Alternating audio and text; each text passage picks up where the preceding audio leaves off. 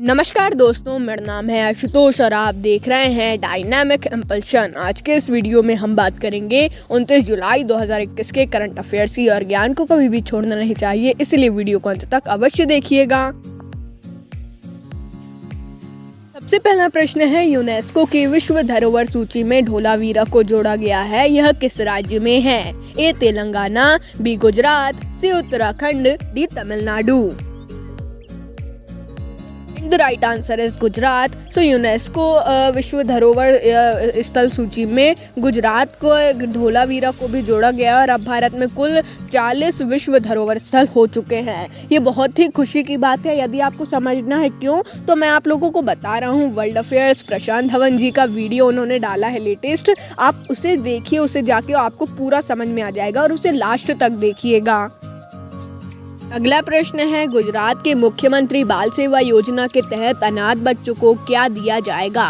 ए 1000 रुपये प्रति माह, बी 2000 रुपये प्रति माह, सी 5 लाख रुपए, डी 8 लाख रुपए। And the right answer is 2000 रुपये प्रति माह। सो मुख्यमंत्री बाल सेवा योजना के तहत 2 अगस्त से इस योजना को शुरू किया जाएगा और प्रति माह बच्चों के बैंक अकाउंट में पैसे ट्रांसफर किए जाने शुरू कर दिए जाएंगे। और ये स्पेशली खासकर उन्हीं लोगों के लिए है जिनके माता पिता की मृत्यु कोविड-19 के कारण हुई है। इस बात को ध्यान में रखिएगा। और ऐसे बहुत सी योजना खासकर हर राज्य ने ही इसे शुरू किया है लगभग, तो इसकी भी आप जानकारी पूरी तरीके से रखिए और किस किस राज्य ने किस प्रकार से शुरू किया है। कोई ने प्रति माह देने का फैसला लिया है, किसी ने एक साथ नगद पैसे देने का शुरू किया है। इसको आप एक बार ऑनलाइन या फिर किसी वीडियो के माध्यम से समझ लीजिए। अगला प्रश्न है, माय गवर्नमेंट की 7वीं वर्षगांठ का विषय क्या था? A my government positive, B my government social, C my government 7 now, D none of above. And the right answer is my government positive. तो प्रधानमंत्री नरेंद्र मोदी के शासन में आते यानी कि प्रधानमंत्री बनते ही इसे लॉन्च किया गया था। इससे नागरिकों की सक्रियता बढ़ी थी और डिजिटल इंडिया में भी बहुत साथ दिया था इसने। और इसके पूरे 7 वर्ष हो चुके हैं और ये वाकई में बहुत ही अच्छी चीज़ थी, क्योंकि अभी भी आप इनकी वेबसाइट पे जाएंगे तो मतलब जो भी कॉन्टेस्ट वगैरह चल रहे हैं अभी, और बहुत सी चीज़ें उपलब्ध हैं। और अभी इसके आगे भी आपको एक क्वेश्चन और दिखाई देगा, उसे भी समझिएगा, उसमें आपको और जानकारियां मिलेंगी इसके बारे में। अगला प्रश्न है, उत्पादन के लिए जेनेटिकली मॉडिफाइड चावल को मंजूरी देने वाला पहला देश कौन है? A Indonesia, B China, C Russia, D Philippines. And the right answer is Philippines. So Philippines दुनिया का पहला देश बन गया है जिसने जेनेटिकली मॉडिफाइड गोल्डन राइस के उत्पादन को मंजूरी दे दी है। और यह राइस चावल के उत्पादन में बहुत बढ़ावा लाएंगे, ऐसा बोला जा रहा है रिपोर्ट्स के अनुसार। तो बहुत ही अच्छी बात है, भारत भी ऐसा करे तो अच्छा ही होगा। अगला प्रश्न है, नजीब मिकाती को लेबनान का प्रधानमंत्री नियुक्त किया गया है, यह पहले कौन थे? A foreign minister, B president, C prime minister, D home minister. And the right answer is prime minister. तो लेबनान के पूर्व प्रधानमंत्री नजीब को दोबारा प्रधानमंत्री पद दे दिया गया है और यह लेबनान के सबसे धनी आदमियों से भी एक है। तो ये एक बहुत ही अच्छी बात है, प्रधानमंत्री सबसे धनी आदमियों से एक है। आप इसके बारे में और समझ सकते हैं इंटरनेट पे।